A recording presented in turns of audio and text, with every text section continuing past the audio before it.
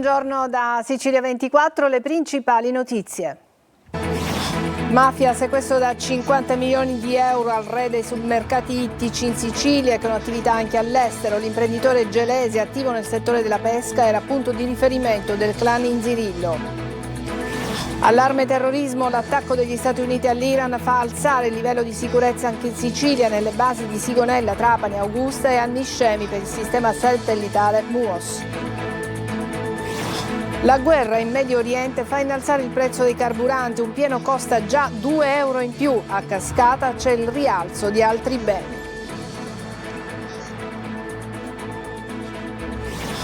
Cure dentali mai ricevute pagate in anticipo con i finanziamenti. A Catania la protesta dei truffati da Visodent.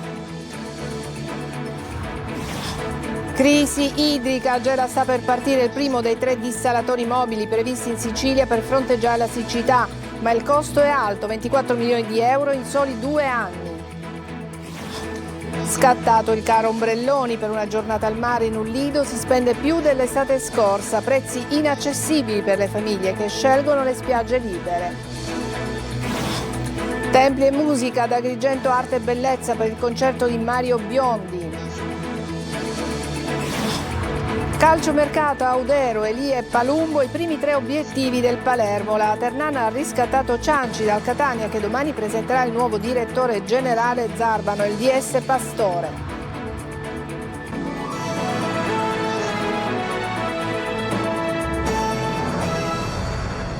Bentrovati da Sicilia 24. Iniziamo con un maxi sequestro da 50 milioni di euro a un imprenditore di Gela attivo nel settore della pesca e nella commercializzazione di prodotti ittici, anche su scala internazionale, dunque non in Sicilia ma in Marocco e in altre città. Legato al clan Rinzivillo di Gela, avrebbe favorito le infiltrazioni mafiose e monopolizzato il mercato in cambio di protezione. Desiree Ferlito.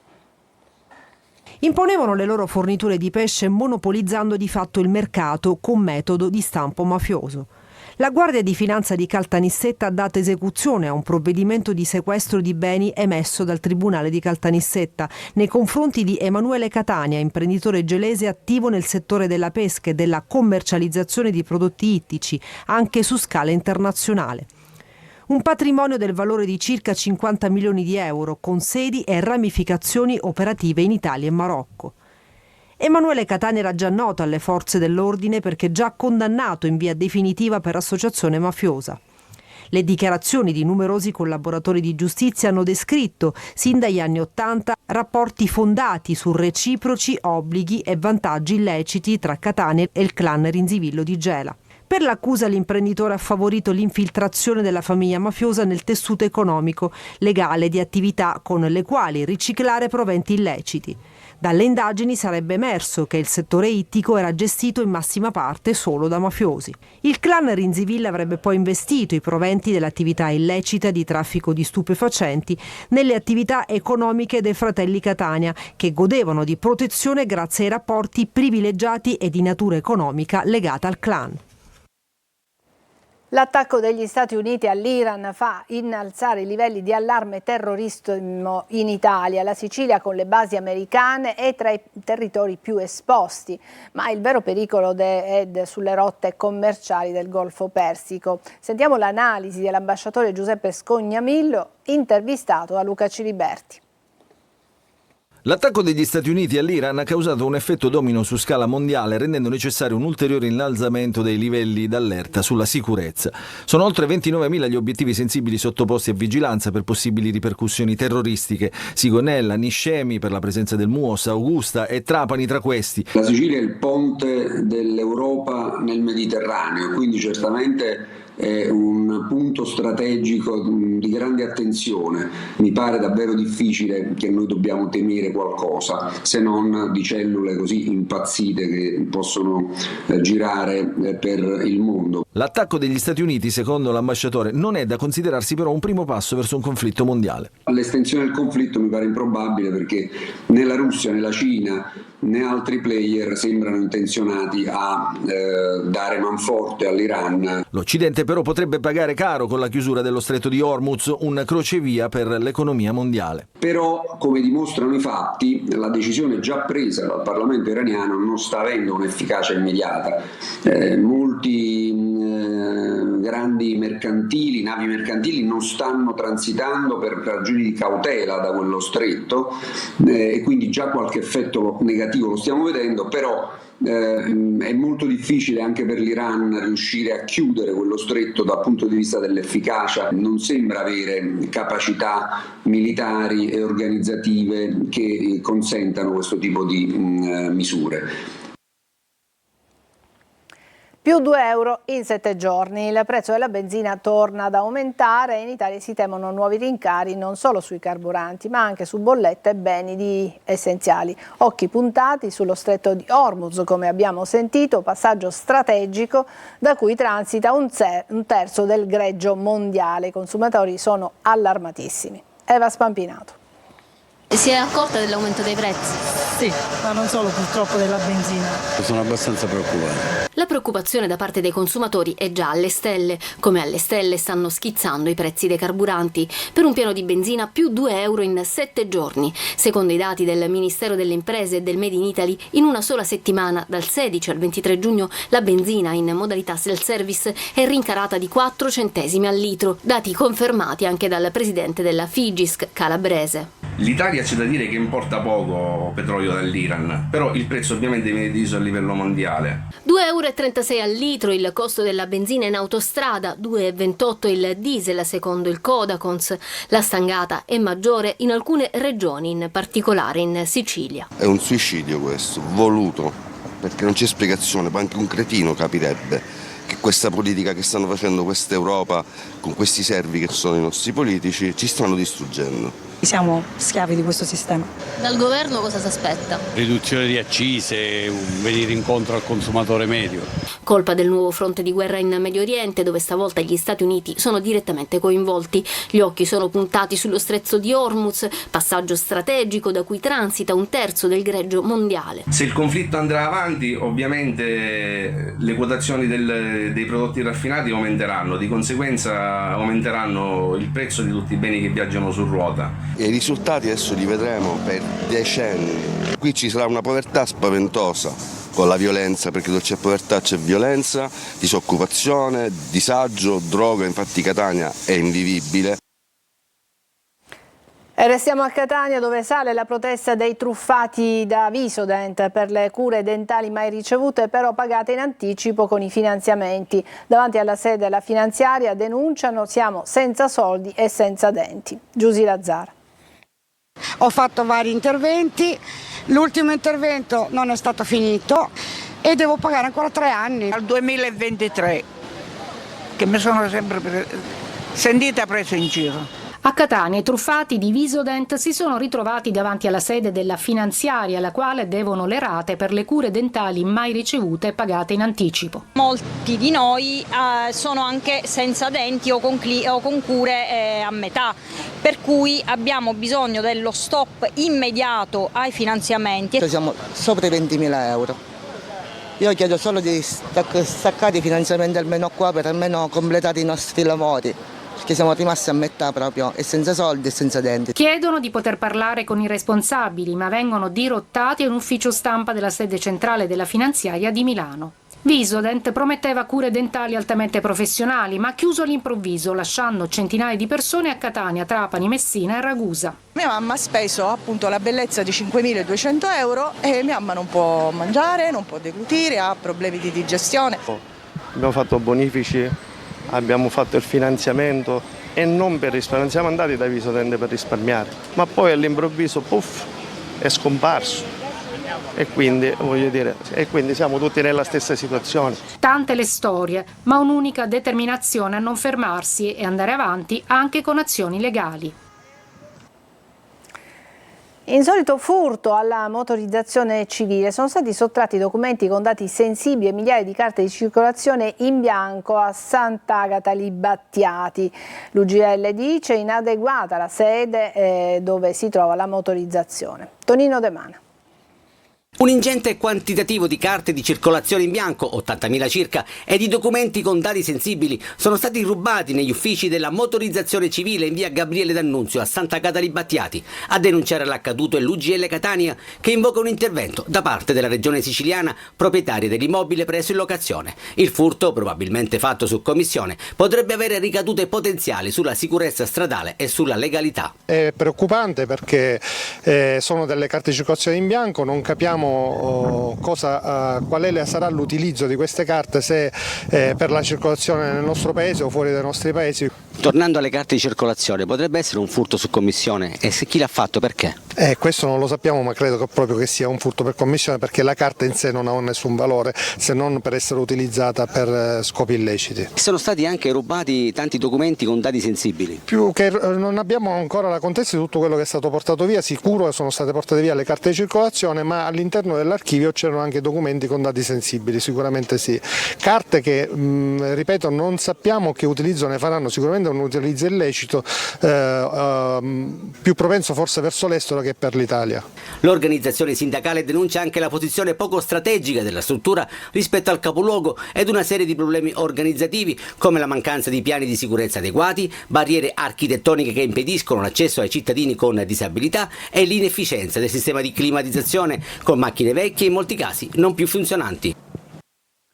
Il GIP di Siracusa ha convalidato il fermo di Salvatore Emanuel Rametta, padre e figlio. Sono accusati dell'omicidio avvenuto mercoledì scorso ad Avola. I due avrebbero confermato l'aggressione in strada, sostenendo però di non aver sparato alcun colpo di pistola.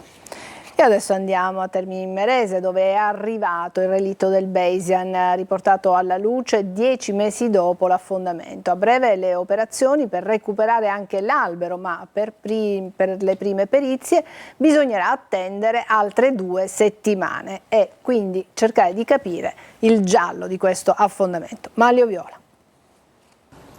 È arrivato a Termini Imerese ed è stato adagiato su una struttura in acciaio realizzata appositamente per ospitarlo, il Baiesian, il veliero affondato al largo di Porticello la notte del 19 agosto del 2024 e recuperato dal fondo del mare dopo 10 mesi.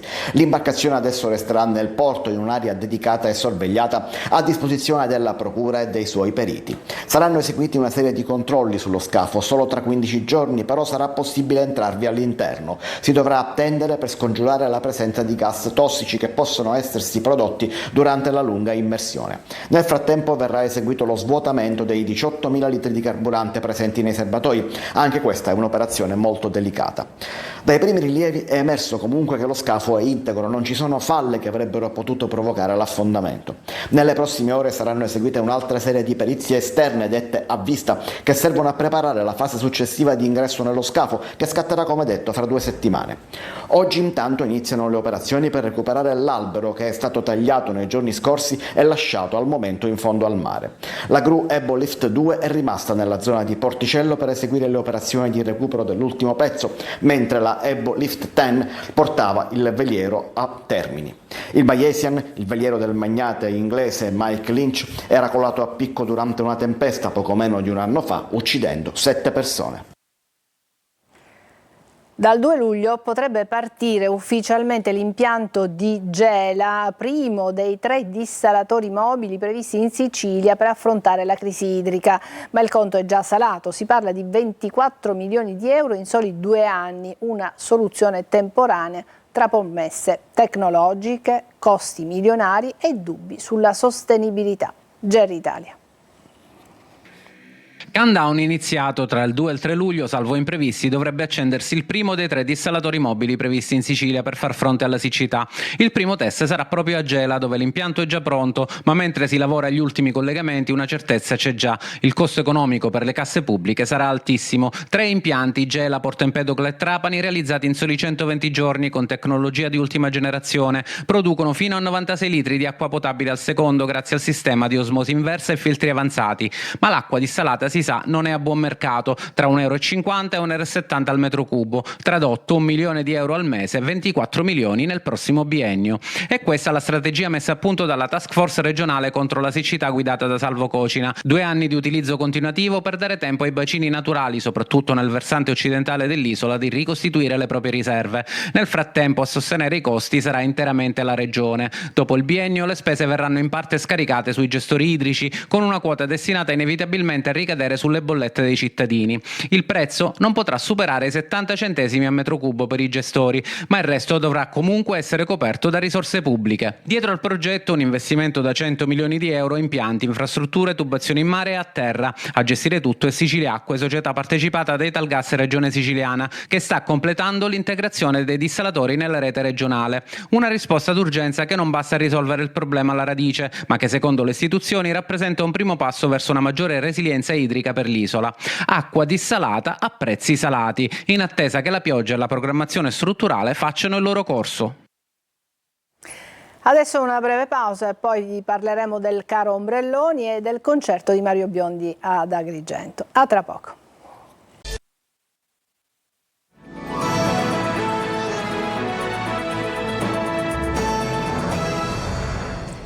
Prezzi in aumento per l'estate appena iniziata, oltre il 10% in più se si vuole passare una giornata al mare in un lido, e allora molte famiglie cercano soluzioni alternative. Siamo stati a Mondello. Marco Gullà. Stare sotto l'ombrellone alla ricerca del relax, del divertimento per i figli e dell'abbronzatura quest'estate costa in media il 10% in più. In un giorno festivo di bassa stagione la spesa media in uno stabilimento balneare per la famiglia tipo 2 adulti e un under 12 o per una coppia di persone è di quasi 30 euro. Se poi si aggiunge anche il pranzo la spesa sale vertiginosamente e allora la soluzione non può che essere quella della spiaggia libera, alla ricerca di un posto come questa coppia a Mondello. A noi non costa nulla farci un po' di litorale, appena troviamo posto ci mettiamo, tanto stiamo un paio di ore, 3 ore massimo. Caro ombrelloni, molto caro e molto difficile trovare posti puliti soprattutto. E quindi spiaggia libera? Spiaggia libera ce n'è troppa. Nuovi rincari che, aggiunti a quelli degli anni precedenti, portano i prezzi a livelli tali da rendere il soggiorno al mare un lusso che non tutti possono permettersi. E allora, oltre al posto in spiaggia libera, se si vuole pranzare al mare, ecco una possibile soluzione. Aggiungendo una però spritz con 10 euro si fa un pranzo vista mare qui dalla Pina Petango Street Food e poi possiamo continuare col menu, però vi lascio la sorpresa di venirmi a trovare. Se uno non prende la postazione con 10 euro si può fare. E allora eccola la ricetta per fronteggiare il caro ombrellone. Adesso la musica, Mario Biondi incanta Agrigento davanti al Tempio della Concordia, musica e bellezza per celebrare la festa della musica e la capitale della cultura. Davide Sardo.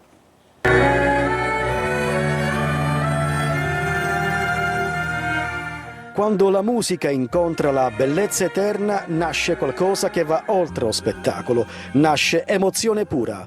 Nel cuore della Valle dei Templi, davanti al maestoso Tempio della Concordia, la voce calda e inconfondibile di Mario Biondi ha acceso l'anima della festa della musica.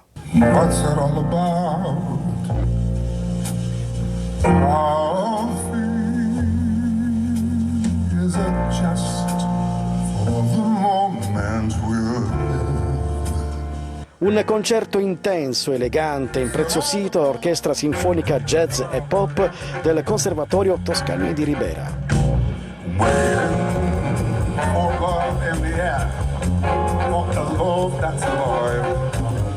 La musica ha celebrato la vita, la cultura e il futuro. Un evento simbolo della festa della musica e del percorso di Agrigento, capitale italiana della cultura 2025.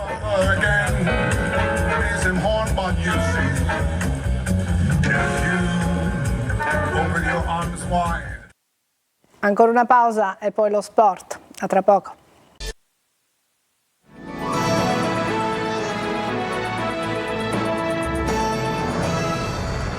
Eccoci allo sport, siamo al calcio, il mercato per il Palermo entra nel vivo, i rosanero sono vicini ad Audero, Elia e Palumbo. Sentiamo Marco Gullà. Palermo accelera sul mercato in vista del ritiro di metà luglio in Valle d'Aosta con l'obiettivo di fornire al tecnico Pippo Inzaghi una base solida da cui partire. Il nome in cima alla lista resta quello di Emi Laudero, portiere che ha espresso il desiderio di ritornare in rosanero dopo l'esperienza della stagione scorsa. Tuttavia lo scoglio principale resta l'ingaggio da 1,5 milioni di euro a stagione. La dirigenza studia una formula che prevede il prestito oneroso dal Como con diritto di riscatto e stipendio spalmato, ma la trattativa resta complessa anche per la necessità di un accordo con il Como, proprietario ovviamente del cartellino. Molto avanzata anche la trattativa per Palumbo del Modena. Il Palermo ha messo sul piatto un'offerta da 2 milioni di euro complessivi con possibile contropartita tecnica. I canarini hanno chiesto il giovane De Planche, ma il club rosanero non intende perdere il controllo sul cartellino del portiere che ha fatto molto bene con l'Under 21 azzurra. Vicino anche Salvatore Elia, l'esterno attualmente in forza allo Spezia, ha ancora un anno di contratto, ma il ritorno al Palermo si potrebbe concretizzare per una cifra intorno al 1,5 milioni. Sulla fascia sinistra, occhi puntati su Augello, il terzino non rinnoverà con il Cagliari ed è seguito anche dalla Cremonese fresca di promozione in A. Il Palermo lo considera ideale per presidiare stabilmente la corsia mancina. Intanto sul fronte cessioni Aurelio è stato definitivamente ceduto allo Spezia. E sono giorni di fermento per le siciliane di Serie C. Il Catania attende la conferenza stampa di mercoledì per conoscere le strategie del club rossazzurro. A Trapani si prepara il ricorso al CONI per la penalizzazione, mentre a Siracusa in settimana è previsto l'incontro col tecnico Turati per avviare la programmazione. Francesco Triolo. L'attenzione è tutta rivolta a mercoledì mattina. Tra meno di 48 ore il Catania non solo presenterà ufficialmente il nuovo direttore generale Alessandro Zarbano e il nuovo direttore sportivo Ivano Pastore, ma svelerà anche il programma per la prossima stagione. Infatti, al di là di conoscere i 2 volti nuovi dell'organigramma societario, sarà importante il contenuto che riempirà la conferenza stampa. Programmi, budget da spendere sul mercato, possibilità di vendere gli esuberi e interventi per rafforzare la squadra. La vicenda Torre del Grifo, tra asta al rialzo ed eventualmente tempi per rimettere in funzione la struttura, e sarà insomma l'occasione per tracciare una linea e delineare il futuro, che passa anche dalle eventuali conferme. Il club rossazzurro ha presentato un'offerta ad Inglese per il rinnovo del contratto in scadenza a fine mese. Mercoledì intanto scadrà anche la finestra per esercitare il diritto di riscatto per i prestiti che prevedevano l'opzione. Il Catania deve decidere su Del Fabbro e De Paoli, entrambi destinati ai saluti. Si va verso il ritorno di Castellini dal Pisa, Teio dalla Salernitana e D'Andrea dal Cerignola. Pietro Cianci invece resterà alla Ternana. La società umbra ha esercitato l'opzione per tenere con sé il centravanti barese. A Trapani si prepara invece il ricorso al collegio di garanzia del CONI per puntare almeno ad una riduzione della penalizzazione di 8 punti confermata dalla Corte d'Appello federale. Poi si lavorerà sul mercato con la società Granata alla ricerca di almeno 4 rinforzi, a cominciare dalla punta. Uno dei nomi è l'argentino Ferrari, in scadenza col Vicenza, mentre per il centrocampo si pensa a Celeghin del Giuliano. A Siracusa è la settimana decisiva per la programmazione. Il tecnico Marco Turati incontrerà il direttore generale Alessandro Guglielmino per fare il punto. In uscita c'è Maggio, vicino alla Scafatese, Russotto e Sarau sono nel mirino di Gela e Nissa. E adesso la pallanuoto, l'Italia è seconda alle spalle dell'Ungheria nel primo Trinacria Cup che si è svolta a Trapani. Ieri vittoria degli azzurri sulla Spagna. Protagonista il catanese Francesco Condemi, autore di 5 reti. Sentiamo Franco Cammarasano. La nazionale italiana conclude il Trinacria Cup con una bella vittoria per 12-10 sui campioni d'Europa della Spagna, ma il primo posto è dell'Ungheria, 6 punti come gli azzurri, ma vittoriosa dello scontro diretto nella prima giornata. Non ha deluso le attese il confronto di ieri, che ha visto il settebello di Sandro Campagna opposto agli spagnoli. Partita equilibrata, molto fisica, a tratti anche spettacolare, che ha entusiasmato il pubblico che ha affollato la piscina olimpionica trapanese. Buona stavolta la media realizzatrice dell'Italia nelle situazioni di superiorità numerica, ma decisive sono state le prestazioni del portiere Gianmarco Nicosia, autore di ottimi interventi, e soprattutto del catanese Francesco Condemi. L'attaccante della Prorecco infatti è stato autore di 5 reti, alcune di ottima fattura. Nella partita di chiusura del quadrangolare l'Ungheria ha battuto la Grecia per 13-12. Per l'Italia sia un ottimo collaudo in vista dei mondiali di Singapore il mese prossimo. È tutto per questa edizione Sicilia 24. Vi ricordo subito dopo l'appuntamento con il calcio con Focus Corner. Vi ringrazio per l'attenzione e a tutti un buon pomeriggio.